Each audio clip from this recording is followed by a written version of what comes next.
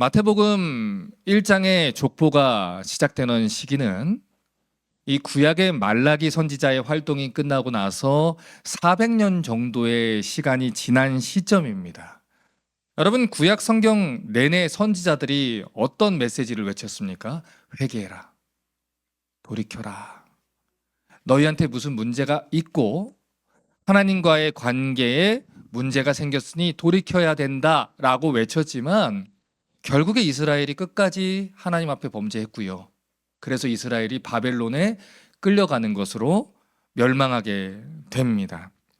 그리고 약속하신 70년의 시간이 다 지나고 하나님이 신실하시기 때문에 그들을 약속한 대로 그들을 바벨론의 손에서 구원해 주셨지만 그들이 또다시 범죄했고요.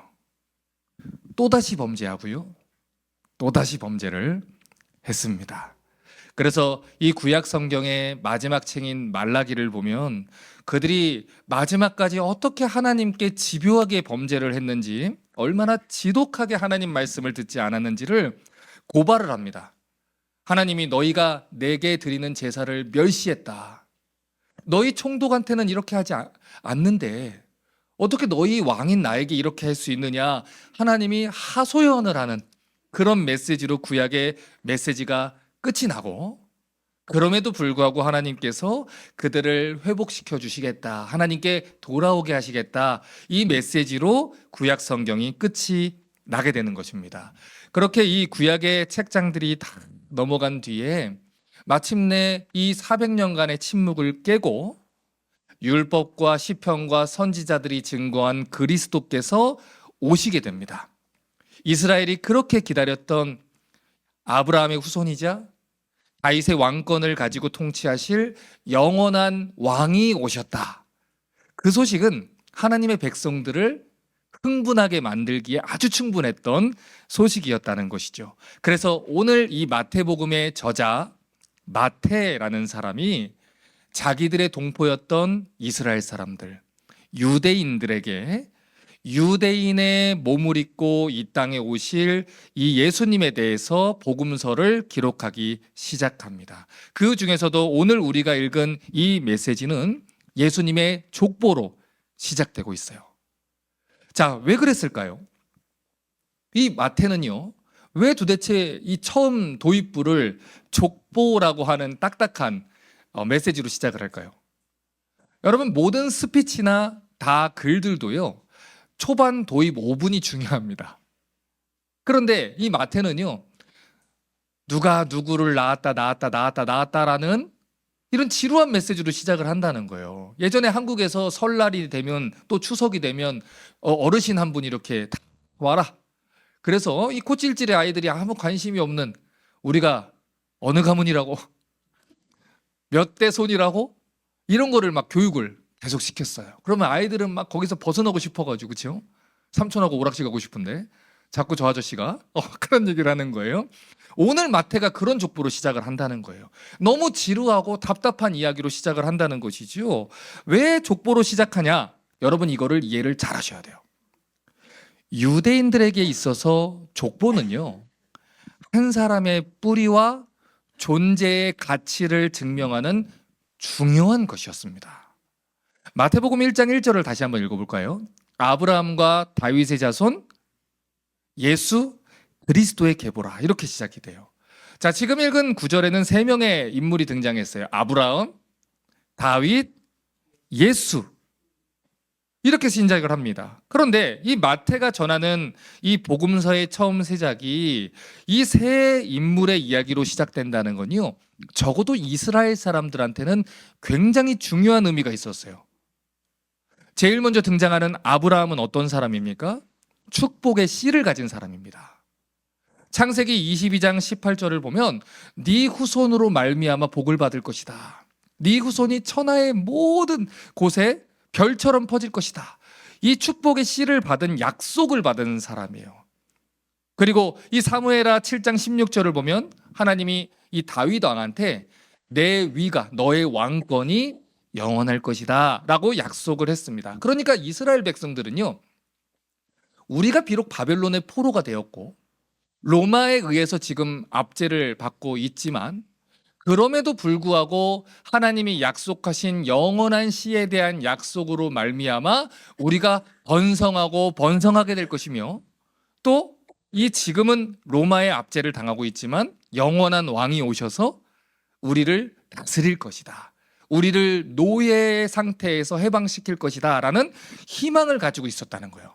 그리고 이것은요, 이 여러 나라의 포로 시대를 거친 그 시절에는 더더욱 이스라엘에게 커다란 소망이자 희망이 되었다는 것입니다. 그런데 지금 읽은 1절을 보니까 예수가 어떤 분이라고요? 아브라함의 자손이라는 거예요. 예수로 인해서 모든 자손이 복을 받게 될 것이다. 두 번째, 다윗의 자손이라는 거예요.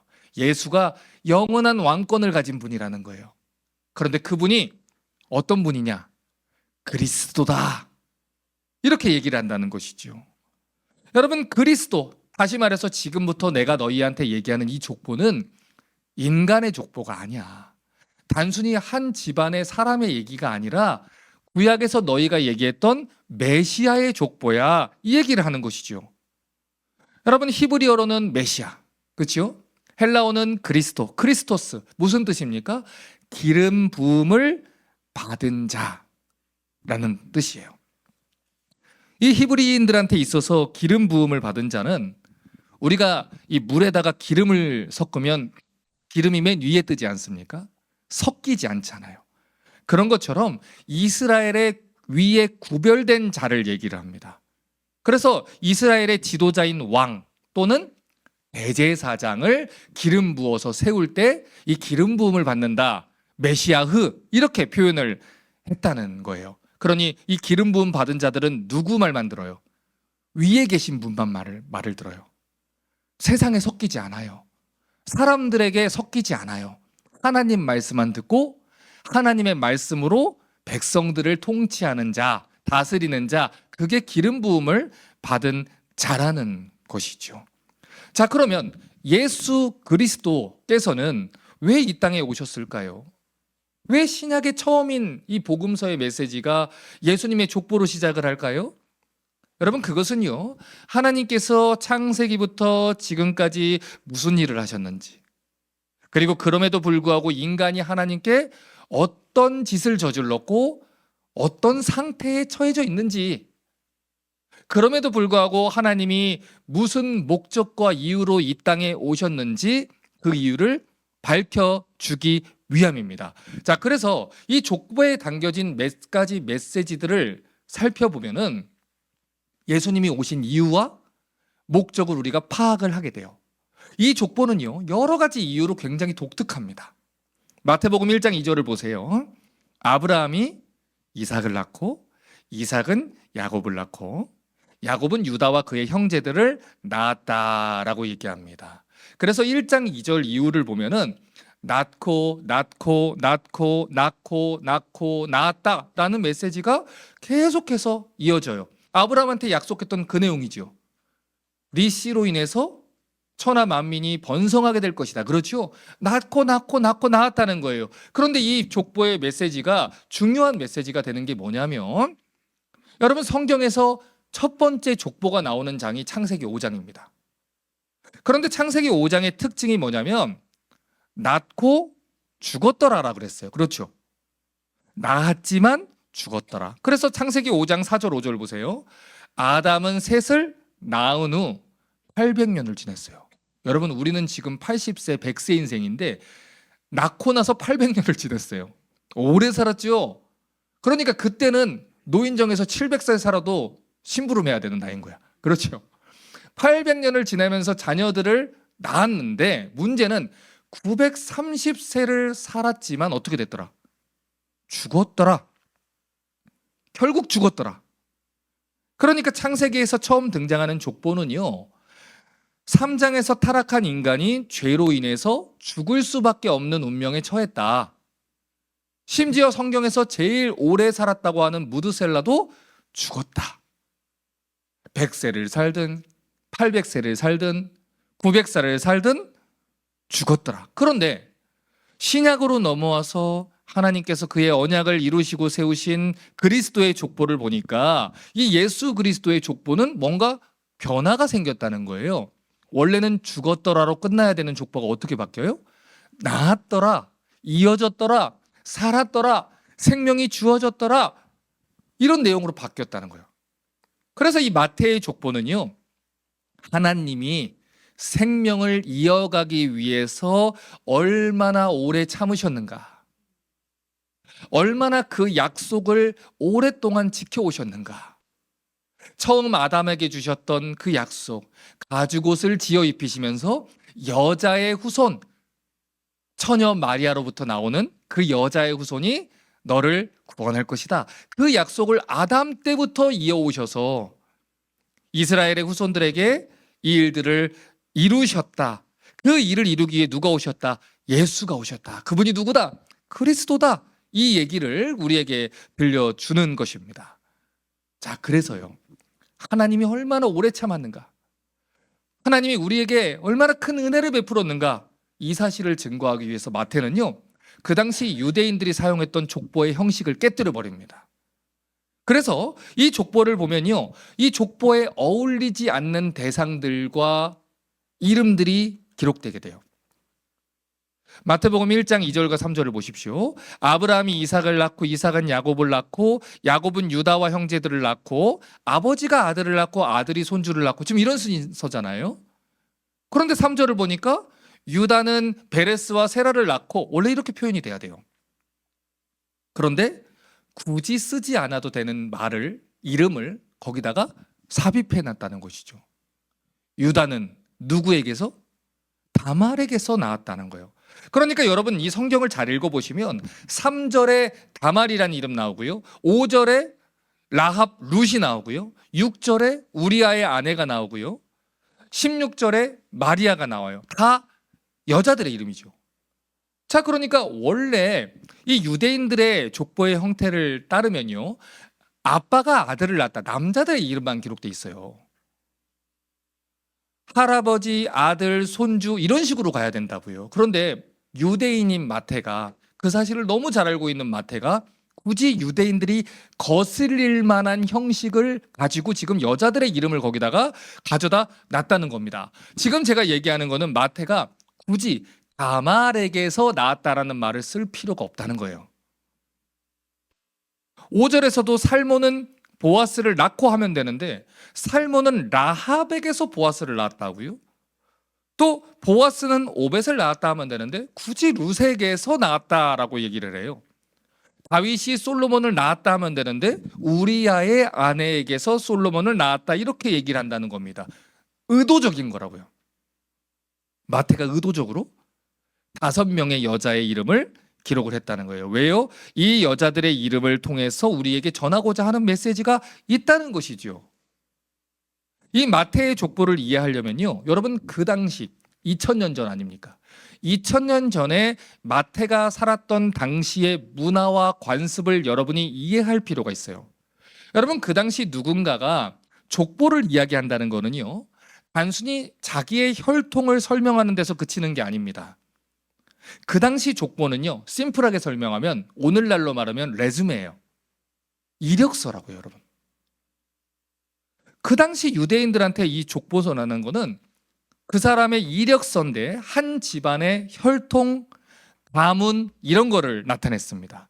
그러니까 자기와 관계된 사람들을 언급을 하면서 사람들한테 나는 이런 사람입니다 라고 알리는 기본 정보를 주는 역할을 했다는 거예요. 마치 오늘날 우리가 살고 있는 사회에서 사람들이 우리 자기의 학력, 경력, 실적들을 나열을 하면서 자기들을 홍보하고 추천을 하는 것처럼, 그 당시 유대인들은요, 자기들의 족보를 이력서와 같이 사용해서 자기를 알리는 수단으로 사용을 했다는 거예요. 예를 들어 드릴까요?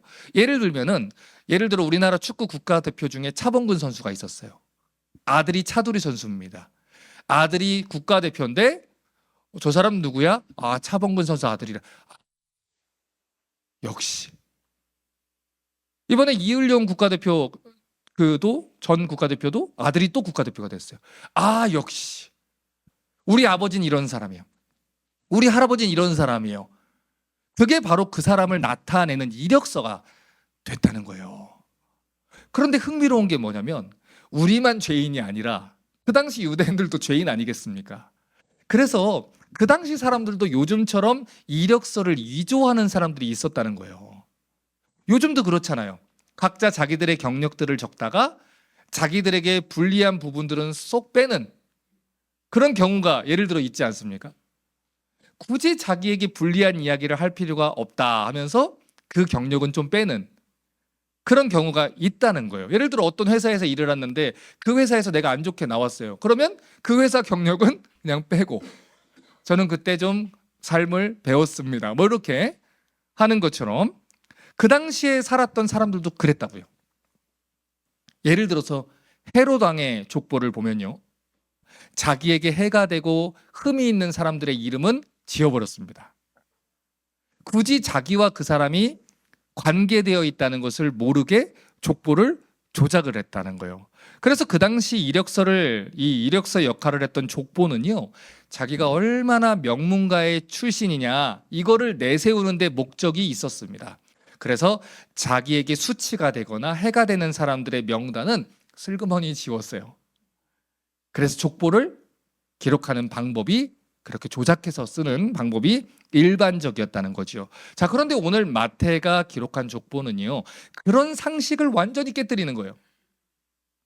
이 예수님의 족보는요, 그 당시 사람들의 사고방식으로는 도저히 이해할 수 없는 이 기록 방식을 채택하고 있다는 거죠. 첫 번째, 그 당시 이스라엘 사람들은요, 여자를 사람 취급을 하지 않았어요.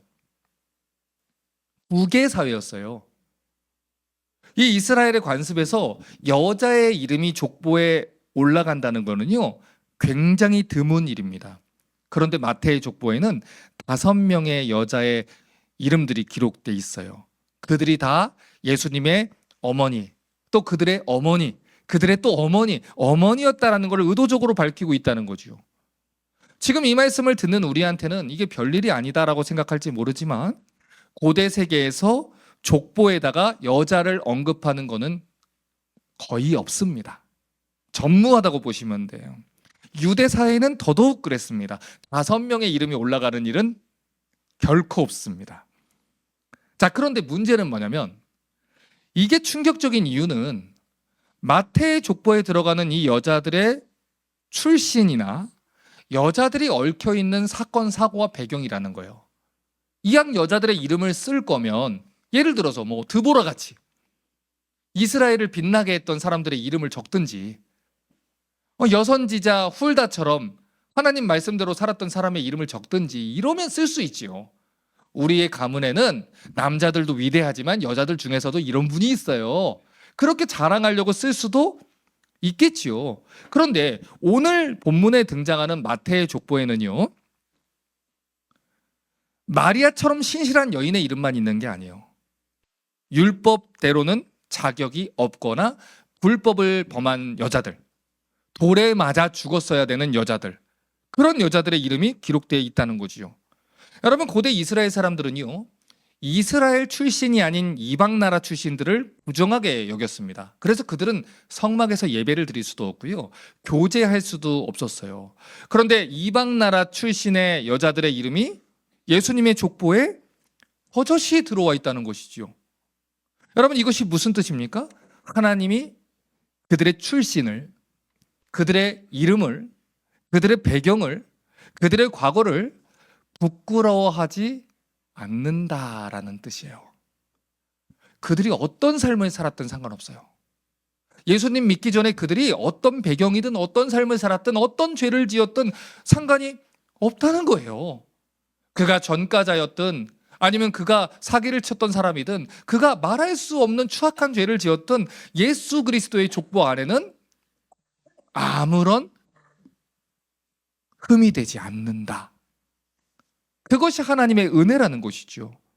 그런데요, 마태가 그의 족보에서 외치는 하나님의 은혜는요, 그들의 출신을 밝히는 데서 머무르지 않아요. 실제로 그들이 저질렀던 끔찍한 죄악들을 떠올리게 합니다. 그래서 궁극적으로 하나님의 은혜를 찬송하게 만드는 거예요. 마태복음 1장 3절 다시 한번 볼까요? 유다는 다말에게서 베레스와 세라를 낳았다라고 얘기해요.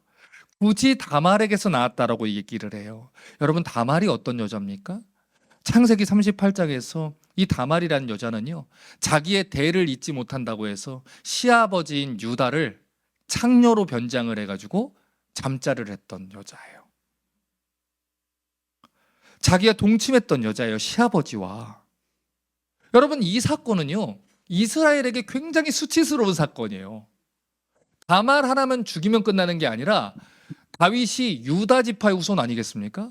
그런데 유다 지파의 후손이면 유다가 막 빛나야 되는데, 그런데 그 유다 그 할아버지가 며느리랑 잠자리를 했다는 거예요.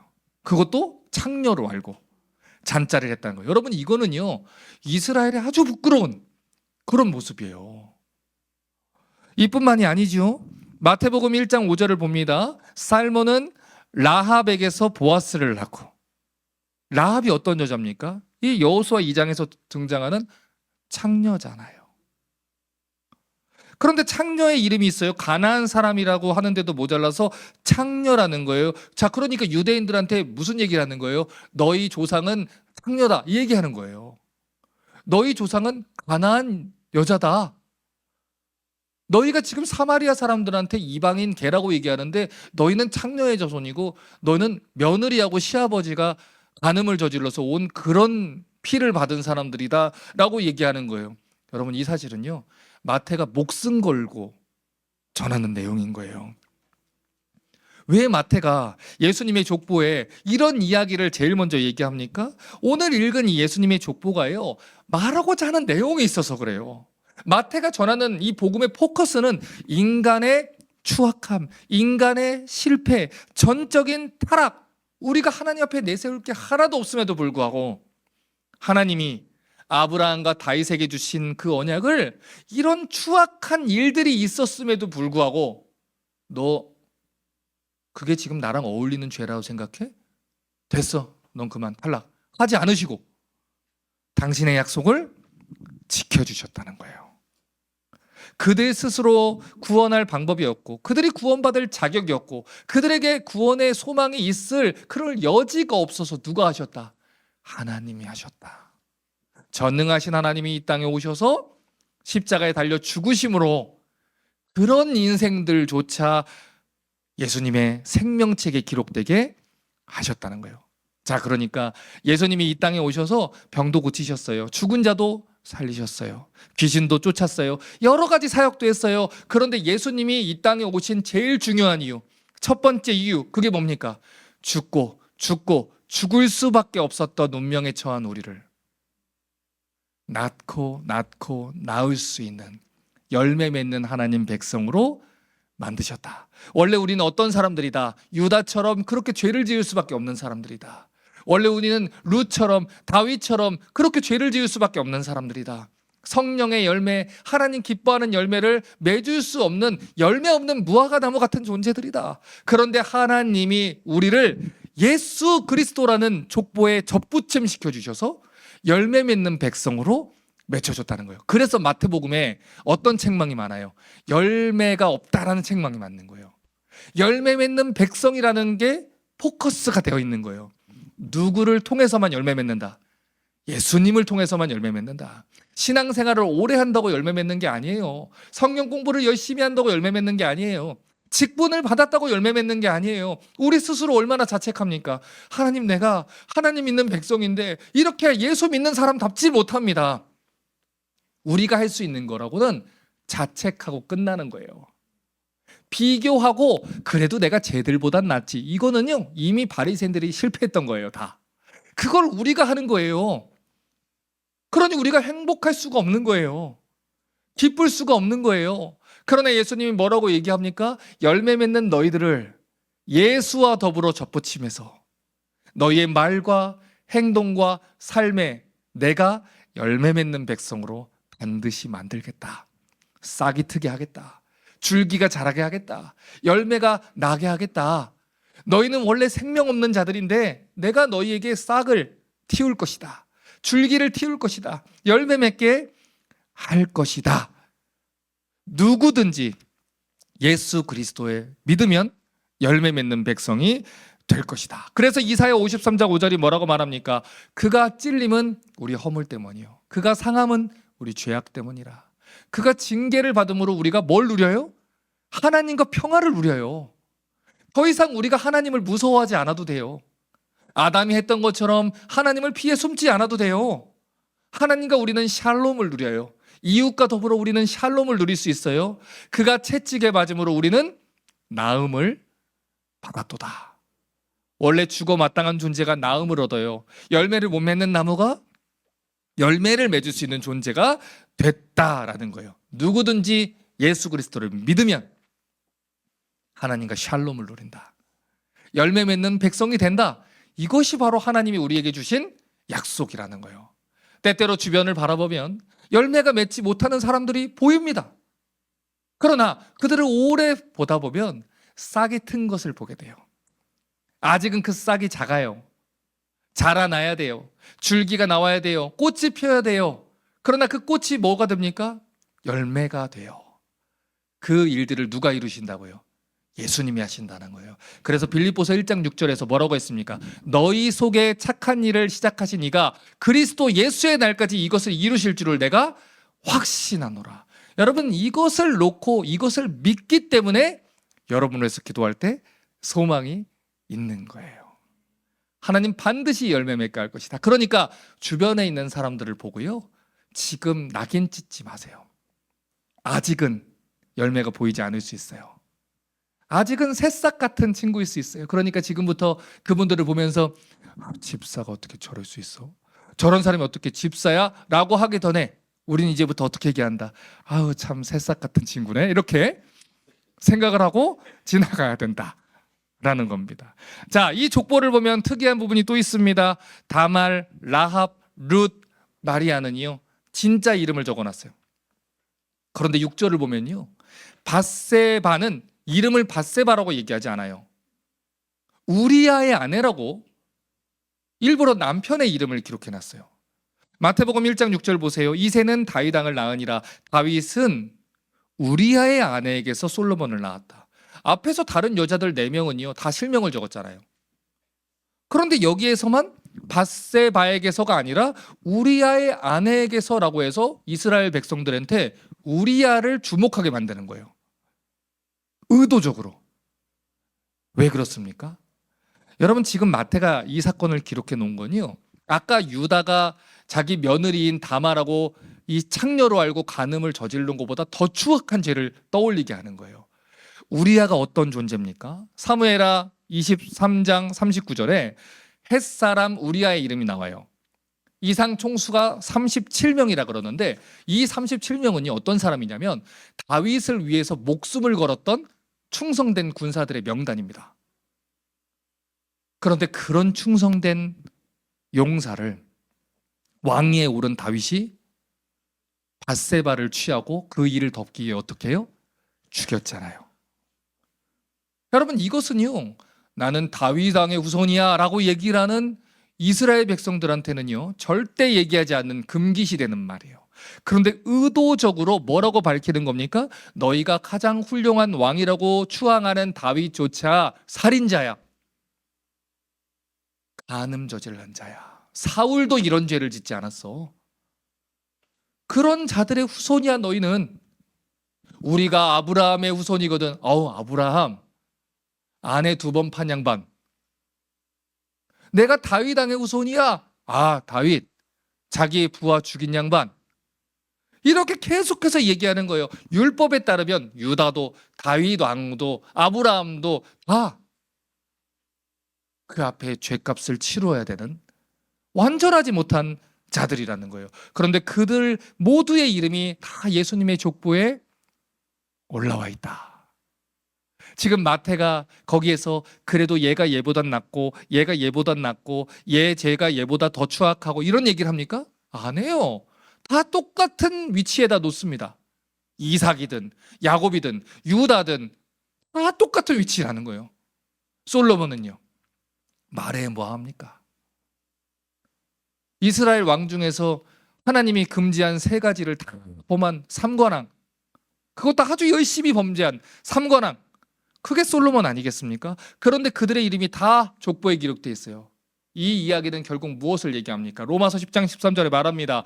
누구든지 주의 이름을 부르는 자는 무엇을 받으리라? 구원을 받으리라. 누구든지 예수의 이름을 붙잡으면, 이 복음을 믿으면 이 생명책에 기록될 것이다. 이 말이 무슨 뜻입니까? 더 이상 우리의 배경과 우리의 과거와 우리의 과거에 내가 어떤 일을 행했든지 그 과거가 우리가 예수님께 나아가는 길을 막을 수 없다라는 거예요. 이미 예수님께서 대신 모욕을 받았다는 거예요. 그래서 교회 안에는요, 저 사람 누군 줄 알아? 옛날에 어떤 일을 행하는 줄 알아? 라는 말이 통용되지 않는 거예요. 이 안에 들어오면 모두 다 예수 그리스도의 그 죄사함의 은혜 가운데서 용서를 받을 수 있다. 새 사람 될 수 있다. 새로운 피조물 될 수 있다. 우리를 율법의 정죄로부터 완전히 자유하게 할 수 있다. 그 일을 위해서 예수님이 오셨다는 겁니다. 이제 설교를 정리합니다. 누가복음 19장 10절에는 예수님이 오신 이유를 분명하게 얘기했습니다. 인자가 온 것은 잃어버린 자를 찾아 구원하려 함이니라. 여러분, 예수님이 왜 삭개오를 찾아갔나요? 삭개오가 부자라서요? 세리장이라서 권력을 가지고 있어서요? 전부 다 아니죠. 예수님이 삭개오를 찾아간 이유는요, 삭개오가 잃어버린 자였어요. 죄인이었어요. 병든 자였어요. 하나님을 떠난 자였어요. 그대로 두면 멸망받을 자였어요. 그래서 그를 찾아간 거예요. 살리기 위해서, 고치기 위해서 그를 찾아간 것이고, 그를 살리기 위해 예수님이 대신 죽으신 거예요. 그래서 오늘 이 요한복음 3장 16절과 17절의 메시지는 이렇게 얘기합니다. 하나님이 세상을 이처럼 사랑하사 독생자를 주셨으니 이는 그를 믿는 자마다 누구든지 그를 믿으면 멸망하지 않고 영생을 얻게 하려 하심이라. 하나님이 그 아들을 세상에 보낸 것은 세상을 심판하려 하심이 아니다. 그로 말미암아 세상이 구원을 받게 하려 하심이라. 예수님이 원한 자는 병든 자예요. 예수님이 원하는 자는 구원이 필요한 자예요. 잃어버린 자예요. 의인이라고 고개를 빳빳이 들고 나는 괜찮은 척하고 뒷짐지고 있는 사람이 아니에요. 나에게 소망이 없습니다. 다 해봤는데 나 혼자서는 안 되더라고요. 예수님이 해주시지 않으면 나에게 구원이 없고요. 예수님이 해주시지 않으면 내게 샬롬이 없습니다. 예수님, 내가 다 해봤습니다. 돈으로도 해봤고요. 쾌락으로도 해봤고요. 이 땅에서 할 수 있는 거 다 해봤습니다. 그런데 내 삶은 여전히 허무합니다. 내 삶은 여전히 불안합니다. 내 삶은 여전히 만족이 없습니다. 내 삶은 여전히 평안이 없습니다. 그런 자에게 누가 필요해요? 예수님이 필요하다는 거예요. 평강의 왕, 샬롬을 전할 수 있는 우리의 왕 예수 그리스도가 필요하다는 거예요. 여러분, 우리는요, 하나님 앞에서 자꾸 의인으로 서려고 하는 습성이 있어요. 이대로도 괜찮은 척하는 경향이 있어요. 하지만 성경은 그렇게 얘기하지 않아요. 우리는 괜찮지 않아요. 우리 모두는 괜찮지 않아요. 우리 모두에게는 예수 그리스도의 샬롬과 구원이 필요합니다. 누가복음 5장 31절과 32절은 말합니다. 예수께서 대답하여 이르시되 건강한 자에게는 의사가 쓸데없고 병든 자에게라 쓸데있나니 내가 의인을 부르러 온 것이 아니요 죄인을 불러 회개시키려 왔노라. 여러분, 언제 우리가 병원에 갑니까? 아플 때 갑니다. 남자들, 특히 아빠들 병원에 잘 안 가요. 죽을 만큼 아프면 그제서야 갑니다. 무슨 뜻인지 아십니까? 내가 예수님 앞에 나오는 그 순간은요, 죽을 만큼 아플 때여서야 주님을 찾는다는 겁니다. 내 힘으로 다 해보고 내 능력으로 다 해보고 나 혼자 괜찮다라고 얘기하는 그 순간이 아니라 나 두 손 두 발 다 들고 하나님, 내 힘으로 안 됩니다. 나 아픕니다.